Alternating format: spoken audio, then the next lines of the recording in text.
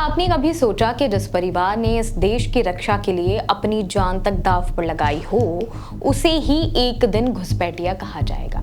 ये कहानी है पुणे के चंदन नगर में रहने वाले नवाब अली शेख के परिवार की। एक ऐसा परिवार जिसकी 3 पीढ़ियां भारतीय सेना में रही हैं, जिसने चीन और पाकिस्तान से लड़ाइयां लड़ी, जिसने कारगिल में मोर्चा संभाला और आज उसी परिवार को बांग्लादेशी और रोहिंग्या कहकर अपमानित किया गया। परिवार की शहादत और सेवा के बारे में बात की जाए तो नवाब अली शेख बताते हैं, मेरे दादा नईमुल्ला शेख ने 1965 के भारत पाकिस्तान युद्ध में परमवीर चक्र विजेता हवलदार अब्दुल हमीद के साथ कंधे से कंधा मिलाकर लड़ाई लड़ी थी।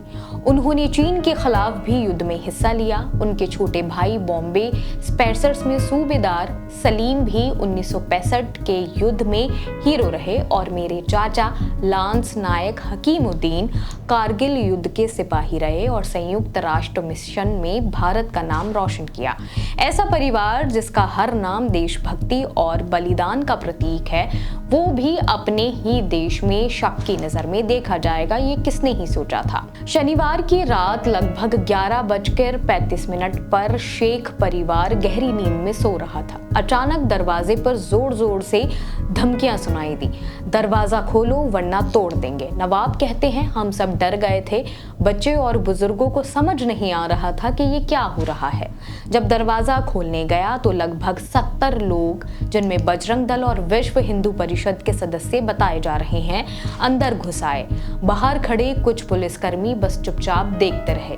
इन लोगों ने घर में घुसते ही गालियां देना शुरू कर दिया। उन्होंने कहा, तुम बांग्लादेशी हो, रोहिंग्या हो, तुम्हें इस देश में रहने का कोई हक नहीं है। परिवार ने तुरंत अपना आधार कार्ड, पहचान पत्र दिखाए, लेकिन भीड़ ने सबको फर्जी करार दे दिया। धमकियां दी कि इन डॉक्यूमेंट्स को बनाने वाले अफसरों को भी पीटेंगे। करीब 1 घंटे तक धमकाने, गालियां देने का सिलसिला जारी रहा।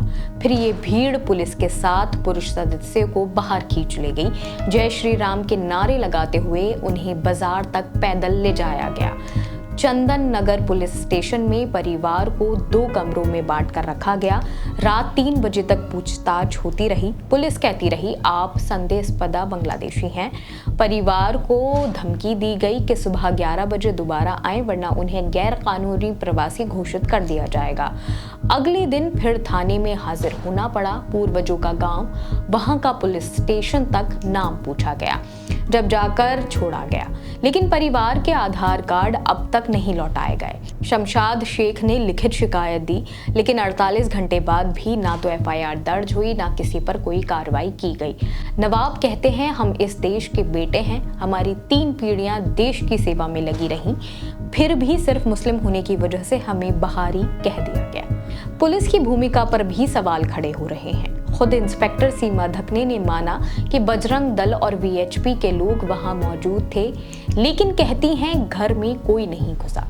सोचिए, अगर जिनके दादा चाचा इस देश की सरहदों पर अपनी जान की बाजी लगाएं, वही परिवार अपने ही घर में सुरक्षित ना हो पाए, पुलिस की मौजूदगी में उन्हें अपमानित किया जाए, तो ये कैसी कानून व्यवस्था है? क्या सही है कि मुसलमान होने पर किसी को भी घुसपैठिया कहकर डराया जा सकता है, भले उसके पास सबूत हो कि वो इस देश का ही नागरिक है? आज ये शेख परिवार है, कल कोई और होगा। क्या भारत में मुसलमानों की नागरिकता हर दिन साबित करनी होगी? क्या देशभक्ति की पहचान अब सिर्फ नाम और धर्म देखकर तय होगी? नवाब अली शेख की ये कहानी सिर्फ एक परिवार की नहीं है, बल्कि उस डर और भेदभाव की है जो धीरे धीरे हमारी समाज में घर कर रहा है। अब सवाल ये है, क्या इस पर कोई कार्रवाई होगी या फिर ये भी एक और अनसुनी दास्तान बनकर रह जाएगी? आप इस बारे में सोचिएगा ज़रूर। फिलहाल इस खबर में सिर्फ इतना ही। बाकी और खबरें देखने के लिए जुड़े रहिए ऑब्जर्वर पोस्ट के साथ। शुक्रिया।